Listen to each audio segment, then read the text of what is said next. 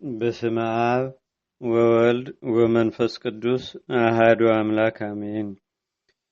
በስም በአካል በግብር ሶስት በባህሪ በህልውና እንደ አምላክ የሚሆን ቅድመ ዓለም የነበረ ዓለምን አሳልፎ የሚኖር የሕያዋን ሁሉ መገኛ በሰማያት ኃይላትና በመላእክትም ሁሉ አለቆች ላይ ነግሶ የሚኖር እርሱ ብቻ የሆነ ኃይላትን ወስኖና ገቶ የሚኖር ሁሉን የሚያነጻ ፍጥረቱን ሁሉ የሚገዛ በቅዱሳን ላይ አድሮ የሚኖር ምስጋናው ድንቅ የሆነ ስፍር ቁጥር የሌላቸው ትጉሃን መላእክት የሚቀድሱት የሚያመሰግኑትም በኋለኛውም ዘመን ከሦስቱ አካላት አንዱ አካል ቃል ከመቤታችን ከቅድስት ድንግል ማርያም ስጋን በነሳ ጊዜ ስጋም ከመለኮት ጋር በተዋሃደ ጊዜ ሶስትነት በሶስትነቱ ለዘላለም ጸንቶ መኖሩን እንጂ ሶስትነትን ወደ ሁለትነት አራትነትም እንዳልተለወጠ አምነን በዓሉ በሚከበርበት በጥቅምት አንድ ቀን የሚነበብ የሚነገር የቅዱስ ራጉኤልን መጽሐፈ ድርሳን እናነባለን። ሐዋርያው ቅዱስ ጳውሎስ ስለ ቅዱሳን መላእክት ረዳትነታቸውና ስለሚረዷቸውም ደጋግ ሰዎች እንዲህ አለ። መላእክትስ ሁሉ መንፈስ ወይም ረቂቃን ናቸው። ሕይወትን ማግኘት ወደሚገባቸው ሰዎች ዘንድ የበጎ መልእክትም ለማድረስ ይላካሉ። መላእክትስ በእግዚአብሔር ትእዛዝ እኛን ይጠብቁ ዘንድ ዘወትር ከኛ ጋር ናቸው። ጌታችን በወንጌል ከነዚህ ከታናናሾቹ አንዱን እንኳ ቢሆን አታቃሉ፣ እነርሱ በሰማይ ያለ የአባቴን ፊት ያዩ ዘንድ ክብር እንዳላቸው እውነት እላችኋለሁ ብሎ እንደተናገረም የሰው ልጅ የጠፋውን ዓለም ፈልጎ ያድን ዘንድ መጥቷልና ብሎም እንደተናገረ ለእኛም ለስጋችን ብቻ የምናስብ ደካሞችና የኃጢአት ተገዢዎች ለሆንማ ይለምኑልን ዘንድ የተገባ ነው። ለነቢያት ለሐዋርያትስ እንኳ ወደ እነርሱ እየተላኩ ልመናቸውን የሚያሳርጉላቸው እነሱ ናቸውና። አሁንም ፈቃዱን ለሚያደርጉና ትእዛዙን ለሚፈጽሙ ቸርነት ያላቸው ጽኑዓንና ቅዱሳን የሚሆኑ የእግዚአብሔርን መላእክት የመታሰቢያቸውንም በዓል ማድረግ ይገባናል። ይልቁንም እግዚአብሔር ዓለምን ይቆጣጠር ዘንድ የሾመውና በብርሃናትም ላይ ልዩ ልዩ ስልጣን ያለው ታላቅና ቅዱስ መልአክ የሚሆን በመላእክት አለቃ በቅዱስ ራጉኤል መሪነት ስለ ኃጢአታችን ስርየት ይማልዱልን ዘንድ መላእክትን እናክብራቸው እናግናቸውም። ጌታችንና አምላካችን መድኃኒታችን ኢየሱስ ክርስቶስ ሰማያትን ከነጓዛቸው ማለት ከፀሐይ ከጨረቃና ከከዋክብት ጋር እንዲሁም ምድርንና በሷም ውስጥ ያሉ የሚኖሩትንና የሰፈሩትን ፍጥረታት ሁሉ አሳልፎ አዲስ ሰማይና አዲስ ምድርን ለመመስረትና ለመዘርጋት በሚመጣበት ጊዜ የመላእክት አለቃ ቅዱስ ራጉኤል በእግዚአብሔር ዘንድ ከፍተኛ የስልጣን ድርሻ አለውና በእውነት እናክብረው። የሐዋርያት አለቃ ቅዱስ ጴጥሮስ ሰማያት ያለ መንቃቃት ይከፈታሉ ያልፋሉም ብሎ እንደተናገረ የእግዚአብሔር ቀን ድንገት እንደ ሌባ ትመጣለች። ፍጥረታትም ሁሉ በእሳት መቃጠል ይጠፋሉ። ምድርም እንዲሁ በእርሷ ላይም ያሉ ሁሉ ይጠፋል ይቀልጣልም። ይህም ሁሉ እንደዚህ የሚጠፋ ሲሆን ሰማያት ተቃጥለው የሚጠፉበት ያችን እግዚአብሔርን የሚመጣባትን ቀን ተስፋ አድርጋችሁ በመጠባበቅም ስትቻኮሉ ለተቀደሰችና ለበጎ ሥራ ምንኛ ዝግጁ መሆን ይገባችሁ ይሆን? ማንኛውም ሥራ ሁሉ ይቀልጣል ይቃጠላልም። እኛ ግን ጽድቅ የሚኖርባቸውን አዲሱን ሰማይና አዲሱንም ምድር ተስፋ እናደርጋለን እንጠብቃለንም። ሐዋርያው ቅዱስ ጳውሎስም ስለ ዓለም ህልፈት ደግሞ ተናገረ እንዲህ ሲል፣ ምድር ትነዋወጣለች፣ ዳሩ ግን ምድር ብቻ አይደለም ሰማይም ትነዋወጣለች እንጂ። ዳግመኛም የማያልፈውን የማይናወጸውን በመተካት የሚያልፉትን የሚነዋወጹትን ያሳልፍ ዘንድ ኃይሉን ያሳያል፣ እነርሱ ኃላፊያን ናቸውና ብሎ ተናገረ። ስለሆነም እኛ የማያልፈውን መንግስት እንወርሳለን። ጌታችን በሚመጣበት ጊዜ ዛሬ በዚህ የሚታየው ዓለም በውስጡም ያለ ሁሉ ብርሃናትም ጭምር አይኖሩም ያልፋሉም።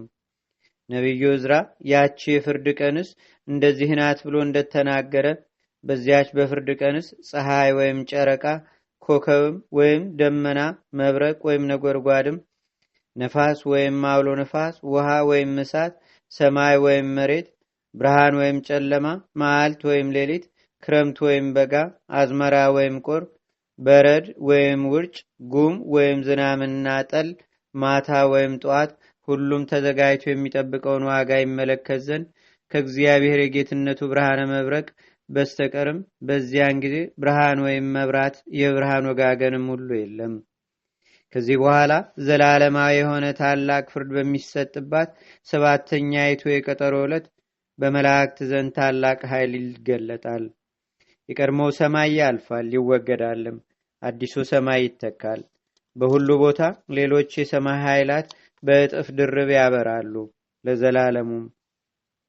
ስፍር ቁጥር በሌላቸው ከብዙ ሰንበታት በኋላ በአዲሱ ዓለም በጎነትና ጽድቅ ይሰፍናሉ።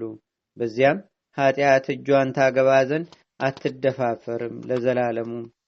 ጌታም ስለ ዳግም ምጽአቱ በወንጌል ሲናገር ከዚያን ዘመን መከራ ሁሉ በኋላ ፀሐይ ይጨልማል፣ ጨረቃም ብርሃኑን አይሰጥም፣ ደም ይሆናል እንጂ።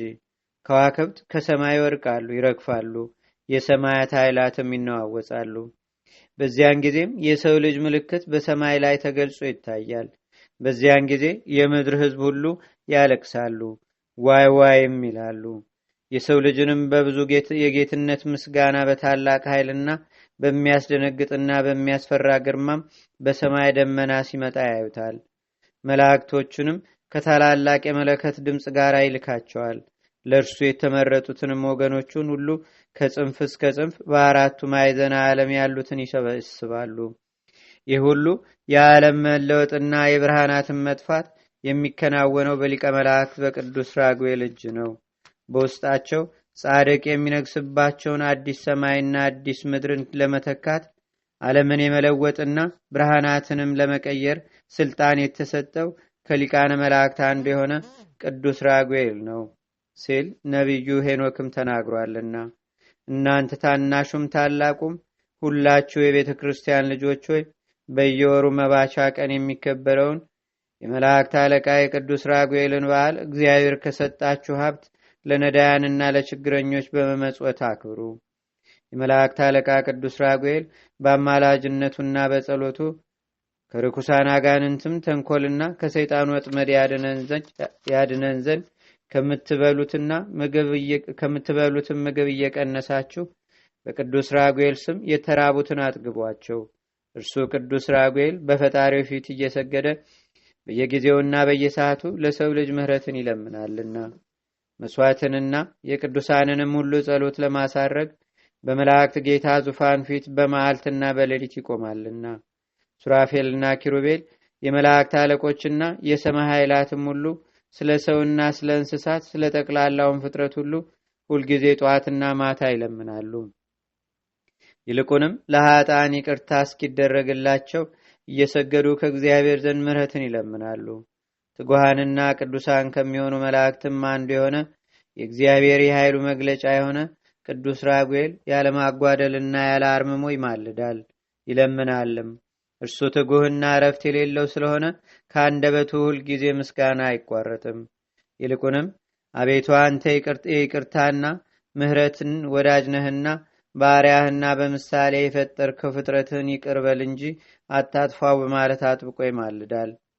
የሁሉን ጸሎትና ልመና የሚሰማ እግዚአብሔርም ቅዱስ ራጉኤል የራጉኤልን አምላክ ይቅር በለኝ በማለት አንዲት ቃልስ እንኳ ቢናገር እንደ ወዳጅ እንደ አብርሃም እንደ ባለሟሌ እንደ ይስሐቅ እንዳከበርኩትም እንደ ያዕቆብ ክብርን ባለሟልነትንም እሰጠዋለሁ፣ በራሱ ላይም አክሊልን አቀዳጀዋለሁ፣ ረጅም ዘመናት ሰፊ ወራትም እለግሰዋለሁ ሲል የዘላለም ቃል ኪዳንም ይገባለታል። እኛም ትጉሃን ከሚሆኑ ቅዱሳን መላእክት አንዱ የሆነ የሊቀ መላእክት የቅዱስ ራጉኤል በዓሉ በሚከበርበት በዛሬይቱ ዕለት አምላካችን እግዚአብሔር ፈቃድ ሆኖ ጸሎታችንን ይቀበል ዘንድ ቀርበን እንለምነው። እንዲህም እያለን እንማልደው። አምላካችን እግዚአብሔር ሰማይን ምድርን በውስጣቸውም የሚገኘውን ፍጥረታት ሁሉ የፈጠርክ፣ ሰማይን በየከዋክብት የሸለም፣ ምድርንም በልዩ ልዩ አበባ ያስጌጥካት፣ አቤቱ በቸርነት ብዛት በደላችንን ይቅርበል። በየጊዜውና በየሰዓቱ ሁሉ ጠብቀን። ቀኑ ያንተ ሌሊቱም ያንተ ነውና በኪሩቤል ላይ አድረህ የምትኖር አምላካችን ሆይ በመላእክት ዘንድ ትከበራለህ፣ ትመሰገናለህም። በየጊዜውም በጊዜው ጊዜ ምግባቸውን አንተ ስለምትሰጣቸው የፍጥረቱ ሁሉ ዓይን አንተን ተስፋ ያደርጋል። ለእንስሳ ሳርን ለሰው ልጅም ልምላሜውን የምታበቅልለት አንተ ነህና አቤቱ አሁንም ስለ እጽዋትና ስለ አበባዎች ስለ ምድር ፍሬም ሁሉ እንለምናለን እንማልድህም አለን። ስጋዊ ደማዊን ሁሉ የምትመግብ አንተ ነህና አቤቱ ቸር አዳኝ የምትሆን አምላካችን ሆይ አገራችንን ኢትዮጵያም በፍጹም ሰላም ጠብቃት። የሊቀ መላእክት የቅዱስ ራጉኤል የጸሎቱ ኃይል በአገራችን በኢትዮጵያ በሕዝበ ክርስቲያኑ ሁሉ ላይ ለዘላለሙ አድሮ ይኑር፣ አሜን። አቤቱ ጌታችንና አምላካችን መድኃኒታችን ኢየሱስ ክርስቶስ ሆይ ከብልጽግናቸው ብዛት የተነሳ ብዙ መባ ካገቡት ይልቅ የድሃይቱን አነስተኛ መባ እንደተቀበልክ ለሁልጊዜም የሚያገለግሉ አእላፍ መላእክትን እያሳሰብን በችግራችን ጊዜ የምናቀርብልህን ምስጋናችንን ተቀበል። ቅዱሳን ነቢያት፣ የወንጌል ሰባኪያን ሐዋርያት፣ ሰማዕታትና ጻድቃን፣ ትጉሃን መላእክትና ፍጹማን ደናግል እንዲሁም ደጋጎች መነኮሳት ሆይ ልጅ አዋቂ ሳይለይ የምንሰበሰብባትን ይህችን የጉባኤ ቦታ አባርኩ። ይህን መጽሐፍ ወረቀቱን አዘጋጅቶ ብራና ደምጾ ብዕር ቀርጾ የጻፈውና ያጻፈውን ወይም በማኅተም ያሳተመውን ከግዕዝ ወደ አማርኛም የተረጎመውን ቃለ ንባቡንም በእርጋታ መንፈስና በተመስጦ ሕሊና የሰማውን ያደመጠውንም በደለኛና ሁሉን በአማላጅነቷ የምታስምር በጌታችንና በአምላካችን በመድኃኒታችን በኢየሱስ ክርስቶስ እናቱ የመንፈስ ቅዱስ ማደሪያ በሁለት ወገን ድንግል ከምትሆን ከመቤታችን ከቅድስት ድንግል ማርያም ረድኤትና በረከቷም በአገራችን በኢትዮጵያ በሕዝበ ክርስቲያኑ ሁሉ ላይ ለዘላለሙ አድሮ ይኑር። ጌታችንና አምላካችን መድኃኒታችን ኢየሱስ ክርስቶስም ልመናችንን፣ ጸሎታችንን፣ አስተውቆታችንን ሁሉ ይቀበልልን ለዘላለሙ አሜን። አቡነ ዘበሰማያት